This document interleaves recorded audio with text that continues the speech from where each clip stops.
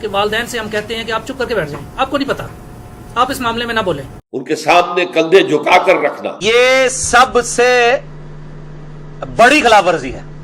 اللہ تو کہہ رہا ہے کجروی سے یہ بھی نہیں کہنا ہوں. والدین کے دلوں میں تو اللہ تعالیٰ نے اولاد کے لیے بے انتہا محبت پیدا کی ہوئی ہے. توحید کے بعد قرآن حکیم میں کم از کم 4 جگہ اللہ تعالیٰ نے ماں باپ کے حق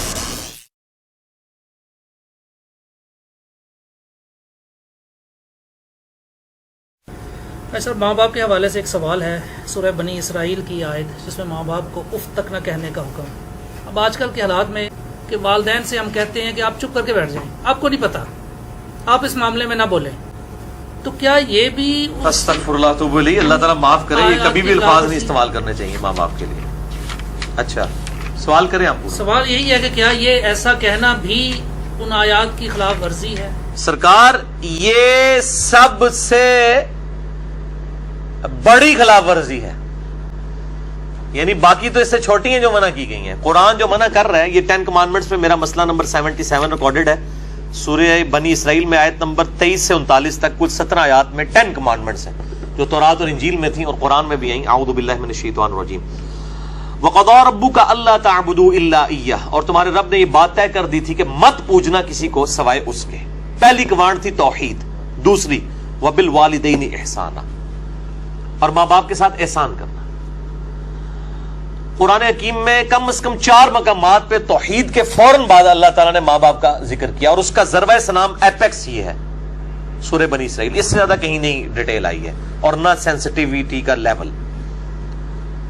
اما یبلغن عندک الکبر، اگر وہ پہنچ جائیں تمہاری موجودگی میں بڑھاپے کی حالت کو، احدہما او کلاہما، چاہے دونوں میں سے ایک چاہے دونوں. وہ صحیح مسلم میں حدیث ہے، آپ صلی اللہ علیہ وآلہ وسلم نے فرمایا کہ برباد ہو جائے وہ شخص جس کو ماں باپ دونوں یا دونوں میں سے کوئی ایک بڑھاپے کی حالت میں ملے اور ان کی خدمت کر کے جنت نہ کما سکے.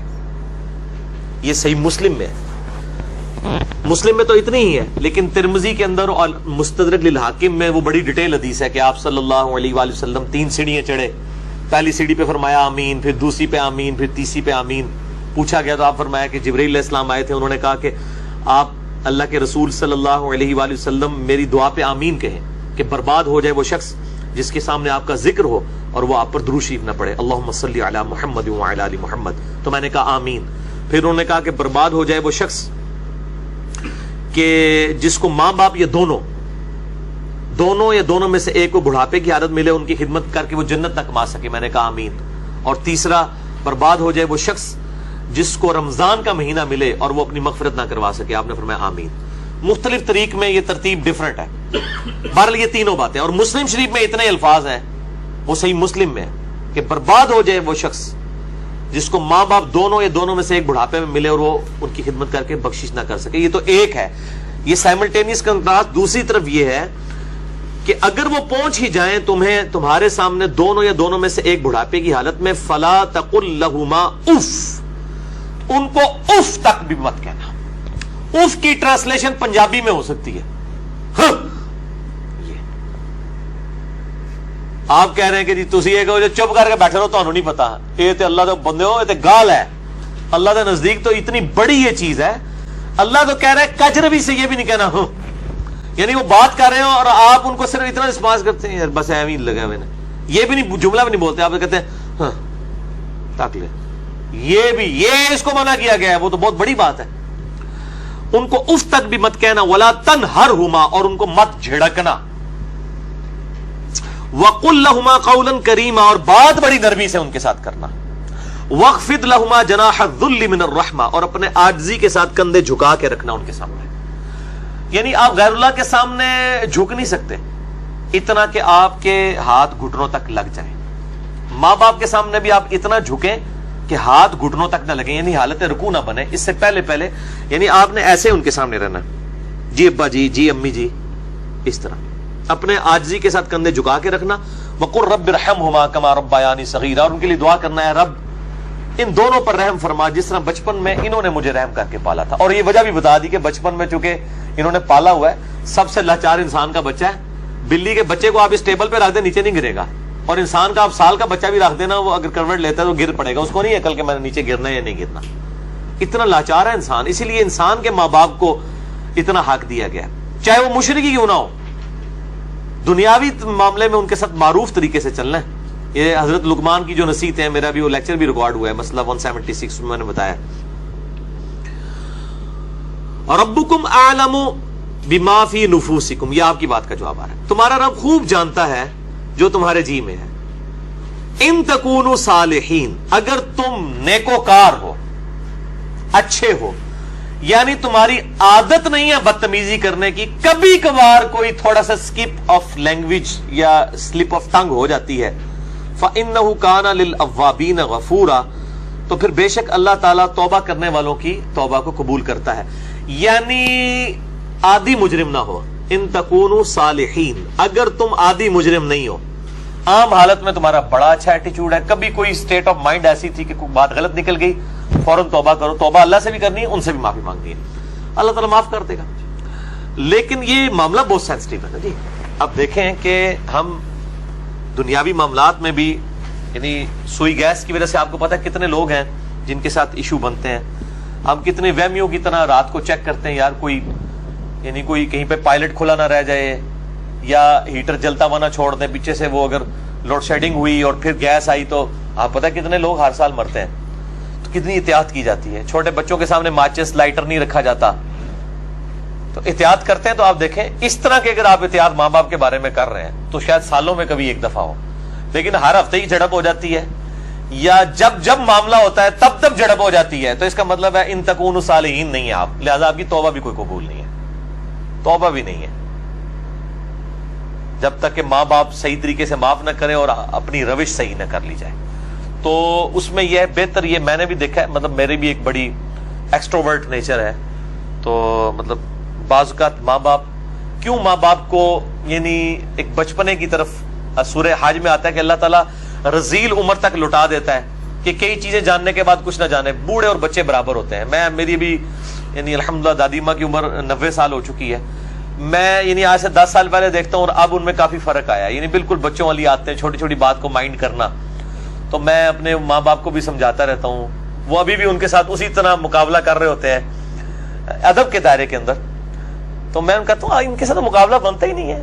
جیسے چھوٹا بچہ تو آپ کو 5 دفعہ پوچھے گا کہ بابا یہ کیا ہے, تو آپ بتائیں گے پیار سے, پھر اس کی بھی آگے سے وہ کیڑے نکالے گا. تو اب وہ کئی بار بھول جاتی ہیں, مجھ سے بار بار پوچھ رہی ہوتی ہیں, تو میرے سامنے یہ آیات ہوتی ہے نا, تو میں وہ 10 دفعہ ایک بات اگر مجھ سے پوچھتی ہیں نا, تو میں 10 بار جواب دیتا ہوں. میں یہ نہیں کہتا میں تو کل بھی دسیا سی, کیونکہ ظاہر ہے کہ اس عمر میں پہنچ کے رذیل عمر میں یہی کچھ ہو جاتا ہے. تو انسان کو یعنی بالکل پازیٹیو رہنا چاہیے, ڈرتے رہنا چاہیے, کیونکہ توحید کے بعد قرآن حکیم میں کم از کم 4 جگہ اللہ تعالیٰ نے ماں باپ کے حق کا ذکر کیا, اور جنت اور دوزخ ڈیپینڈنٹ ہو گئی ہے. ٹھیک ہے جی, اس حوالے سے تو بہت احتیاط کرنی چاہیے. سر اب اگر ایسا ہو چکا ہو اور والدین سے معافی بھی نہ مانگ سکے انسان, اور والدین زندہ ہے نہیں سر, وہ ظاہر ہے معافی اسی صورت میں نہیں مانگ سکتا نا اس وقت, اس اسٹیج پہ. نہیں, بعض لوگ اس لیے بھی نہیں مانگ سکتے کہ وہ ماں باپ کو چھوڑ کے دوسرے ملک چلے گئے ہوتے ہیں. ہاں یہ بھی ممکن. تو وہ کلیریفیکیشن ضروری ہے. دیکھیں ماں باپ سے اگر ایسا ہو گیا تو فوراً سے پہلے ماں باپ کے لیے دعائیں مغفرت کرے اور ان کی طرف سے صدقہ اور خیرات کرے. جیسا کہ سنن ابن ماجہ میں حدیث ہے کہ یہ صحیح سند کے ساتھ ہے کہ ایک شخص کے مرنے کے بعد جنت میں کچھ درجے بلند کیے جاتے ہیں. تو پوچھتا ہے اللہ یہ میں نے نیکی نہیں کی تھی, یہ کیوں میرے درجات بلند ہوئے؟ تو اللہ تعالیٰ فرماتا ہے تیری اولاد نے تیرے لیے استغفار کیا, تو اس کی وجہ سے ہی تیرے درجات بلند. اولاد تو انویسٹمنٹ ہے. صحیح مسلم میں حدیث ہے کہ مردے کو 3 اعمال کا ثواب ملتا ہے. نمبر 1 صدقہ جاریہ, وہ ملنا بھی چاہیے, اس نے خود کیا. امام بخاری نے بخاری لکھی ہے, ثواب ان کو ملنا چاہیے. میری اب ویڈیوز ریکارڈ ہو رہی ہیں, میرے مرنے کے بعد بھی لوگ دیکھیں گے, اس کا ثواب مجھے ملنا چاہیے, کیونکہ میں نے الحمدللہ اس پہ محنت کر کے اللہ کے لیے اخلاص کے ساتھ ریکارڈنگ کی ہے. تو میرا ہی عمل ہے, مجھے مل رہا ہے, مرنے کے بعد بھی ملے گا. نمبر 2 علم کی بات, جیسے امام بخاری نے اب صحیح بخاری لکھی ہے تو وہ علم لوگوں تک پہنچایا ہے, ان کو مرنے کے بعد بھی ثواب ملے گا. کسی نے مسجد کے اندر کوئی پنکھا لگوایا ہے, صدقہ جاریہ ہے, مرنے کے بعد ثواب ملے گا. اور تیسرا کہا گیا نیک اولاد, نیک اولاد جو دعا کرتی ہے, نیک اولاد جو صدقہ کرتی ہے. مسئلہ نمبر 74 میرا بڑے لوگ دیکھ چکے ہیں, 1 لاکھ سے زیادہ اوپر اس کے ویورز ہیں اور اس کے کلپس تو لاکھوں تک ہیں. اس میں نے بتایا ہے کون کون سے موڈ ہیں میت تک نفع پہنچانے کے. صدقہ و خیرات ماں باپ کی طرف سے کریں تو انشاءاللہ قیام الدین اللہ تعالیٰ آپ کے ماں باپ کو آپ سے راضی کر دے گا.